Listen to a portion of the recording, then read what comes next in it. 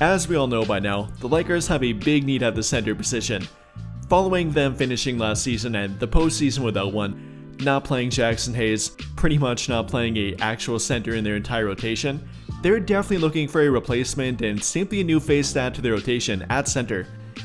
And while we've heard about names like Nick Claxton, Daniel Gafford, both of which would have to be traded for and may or may not be likely to happen, or then free agents like Clint Capella and Brook Lopez, some people and mainly fans mention a guy like Miles Turner, that might not be the most likely option or potentially their plan A. And if that doesn't happen, then they might turn to some younger options and potentially more cost-effective options, who according to Eric Pincus of Bleacher Report, could be guys like Day'Ron Sharpe or Jericho Sims, considering quote-unquote how weak the market for centers is at the moment. So with that in mind here, is that a good option for them? Are guys like Day'Ron Sharpe and Jericho Sims potentially starting level bigs to them, or simply a backup plan, and what would that look like for them? Or even apart from those two, what other centers that are young and actually cost effective could they target and might benefit from targeting on the open market? We'll talk about that and try to break it all down here. And well, to begin, I know I always repeat it, but for the new faces around here and the guys trying to learn about the salary cap and what the Lakers' spending power actually is this offseason, in regard to free agency, it's not very much. Barring LeBron taking a pay cut, which I'm not saying he should or should not do, many have differing opinions on that, their biggest contract will be roughly $5.6 million. Yeah, not very much. And at that point, they could maybe sign a budget guy like Clint Capella or Brook Lopez, like I said, or then a younger option like Day'Ron Sharpe or Jericho Sims, maybe not with Day'Ron Sharpe, but very likely Jericho Sims and a few other targets too. So we'll talk about the guys that would fit into their budget, and all of which are under the age of 30, as that would fit the younger approach that this report says they might take.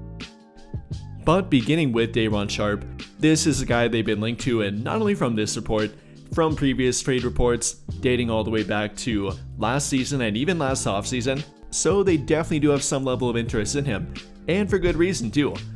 Only being 23 years old, definitely resembling a guy like Andre Drummond in my opinion, a very physical big man around the rim, definitely a great rebounder and probably even a top 5 rebounder in the entire NBA already.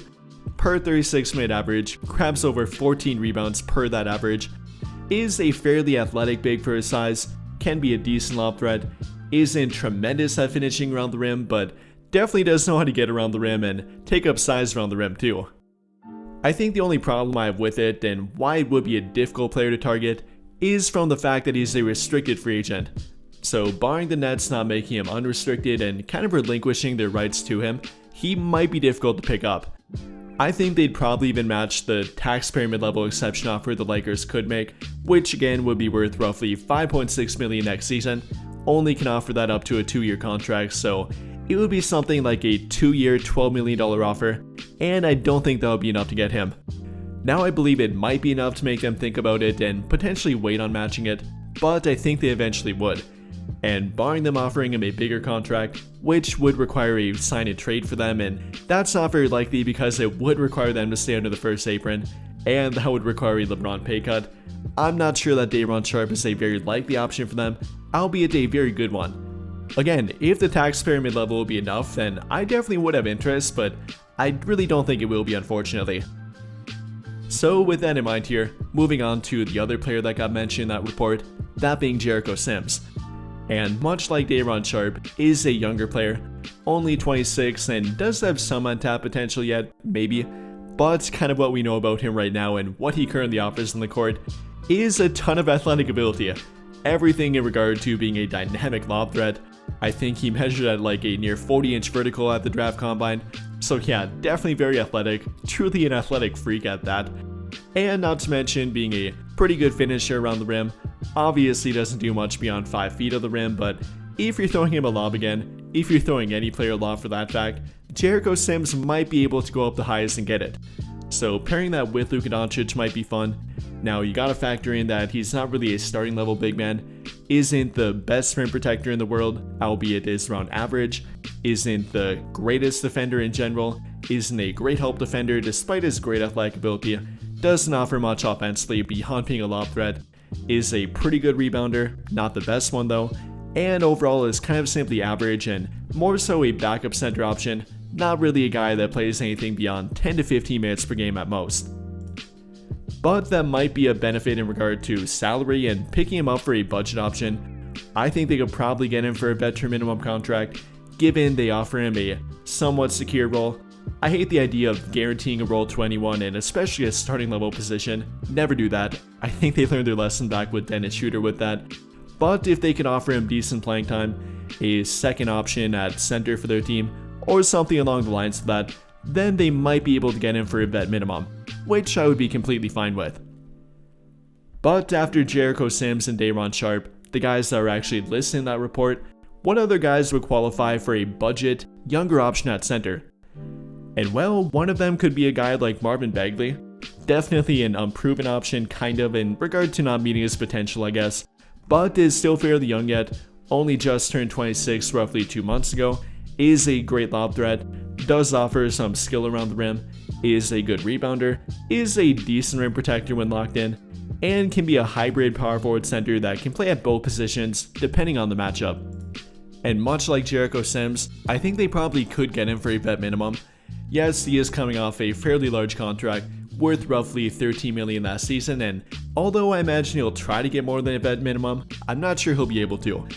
Coming off a fairly underwhelming season, not anything terrible but not anything great, only playing 31 games and being traded to Memphis, who I'm not sure will look to bring him back, I think he might be hitting the open market and could be available for any team that offers him a vet minimum and a somewhat secure role within their rotation, which might be a team like the Lakers.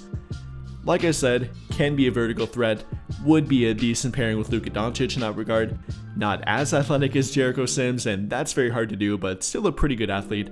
Is a good rebounder, averaging roughly 11 rebounds per 36 minutes last season, and then can offer some decent rim protection like I said, blocking over 1 shot per 36 minutes.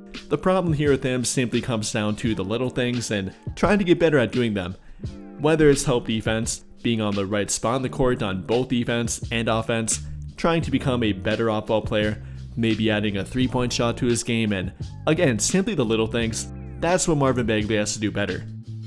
But then again, if you would be getting him for a vet minimum, there definitely is a ton of upside here with Marvin Bagley. Simply from what he can offer from a rebounding and rim running standpoint, being a solid option for 10 to 15 minutes per game off the bench, and then the upside here in regard to maybe developing a 3-point shot, is a very talented scoring option around the rim, has multiple years of averaging over 12 points per game, can be a guy you even dump it off to in the post and he can go to work in a late shot clock situation. So definitely more talented and more skilled than guys like Day'Ron Sharpe and Jericho Sims, albeit maybe not as great to fill a limited role and a guy that you can rely on to do the little things again. But after Marvin Bagley, there are a few other options here, one of which being a guy like Paul Reed for example. Definitely a very talented defensive big man, is kind of a power forward center hybrid, and I already know some fans are going to say, can't sign a center under 6'10", that's not allowed here, but if you're talking about Paul Reed, I think he's shown to be a pretty effective big man. I mean, if you're talking about defense and rebounding, the guy can definitely offer that and at a very high level too. Last season per 36 minutes for example, the guy grabbed over 10 rebounds per game, caused over 3 takeaways per game at 3.2 steals per 36, and then blocked over 2 shots per game to go with it. So yeah, definitely effective, can be an absolute pest on defense and do everything from switch on defense, protect the rim, getting passing lanes, and again, simply be a very hard worker and a pest on defense. The guy's a great option to have in your rotation and offer value in pretty much any matchup, as he can play at both power forward and center depending on the matchup, which he did show throughout the postseason. After Isaiah Stewart got hurt, Paul Reed kind of catapulted back into the rotation and immediately offered value on the court. Back in Game 2 for example, only playing 16 minutes but grabbing 8 rebounds in that time frame, 3 offensive rebounds, scoring 4 points, getting a block, causing a few takeaways here and there, and offering all-around value on the court that not many other big men can do. Again, everything from wreaking havoc on defense, cleaning up the offensive glass, getting more possessions to their team, and really doing the little things on the court that not many big men can do at his level, especially backup bigs and guys that aren't full-time starters. Paul Reed is a tremendous value option in my opinion. probably wouldn't even take the full taxpayer mid-level to get him. Kind of looking at the biannual exception range here, roughly in the $4.5 million range. Probably would take more than a vet minimum, but if they could offer their taxpayer to him or a portion of it, I'd definitely think about signing Paul Reed. I think the value is there with him. I think the fit's there with him, especially for their backup center, not really their starting option. But I think he'd be a really great value option for them and a guy that is only 25 years old. But then for our final option here, could go with a few different names, but I think the best budget option for them and a guy that is under the age of 30 would be Luke Kornet. Now you may or may not have heard of him or have seen much of him. Maybe you did in the Game 5 second round matchup between Boston and New York when he came in after Jason Tatum got hurt and dropped 10 points, blocked 7 shots, and had a plus 20 plus minus rating in that game, even possibly being the best player for them on the court in that game. Definitely effective and can be a very viable center option, more so a backup than a starter, but can play a starter's level workload when needed. Luke Kornet's a very talented option and a very underrated option on the center market in my opinion. Last season averaged 6 points per game, over 5 rebounds per game, roughly 2 assists per game, 1 block per game, and shot a team high 67% from the field. So yeah, definitely very efficient, good defender, good rim protector, even somewhat switchable despite his really big frame. Definitely can be an effective option on the court, and I definitely would look to sign him for maybe a portion of their taxpayer mid-level. If they would take the entirety of it, then maybe I wouldn't sign him, but would be a great option for that price tag in between a taxpayer mid-level and a veteran minimum option. Really wishing they had their biannual exception to offer to him, but unfortunately they likely won't, again barring a LeBron pay cut. But for maybe some other team, or if they would offer him that kind of contract, then I definitely would like the signing of Luke Kornet. I think there's a great value here with Kornet for that price tag. Everything again from finishing ability at the rim, and yes, by the way, he can be a lob threat, even apart from his height is actually a decent athlete, then can be an effective defender and a pretty solid rim protector. Last season per 36 minutes blocked 2 shots per game, and that actually is his career average too. Is somewhat switchable on defense, is a good help defender, is a disciplined defender, doesn't foul that much, and all around I think is a good backup center option and potentially even for a brief time frame, a starting level option too. And honestly, I think I would like Luke Kornet better than guys like Clint Capella, maybe not than Brook Lopez given his offensive capabilities and 3-point shooting floor spacing, but given how limited a guy like Clint Capella is at this point, kind of the only thing he offers being rebounding and being a decent lob threat, albeit a declining athletic ability guy, I think I'd probably prefer what Luke Kornet offers over Clint Capella, and in that regard I really do like him and I think he'd be a great option for their team. But with all of that being said, what do you guys think? Given the report that the Lakers might chase a younger big man that would be a bit more budget friendly for their team, somebody like Jericho Sims or Day'Ron Sharpe, or potentially a different younger option I mentioned like Paul Reed, Marvin Bagley, or Luke Kornet, which then would you target and which then would be your favorite option? Let me know your thoughts in the comments down below. But I think that'll pretty much do it for this one. And if you enjoyed the video, then I'll greatly appreciate it if you dropped a like, subscribe to the channel if you have not already, and hit that notification bell to never miss out when I upload a video.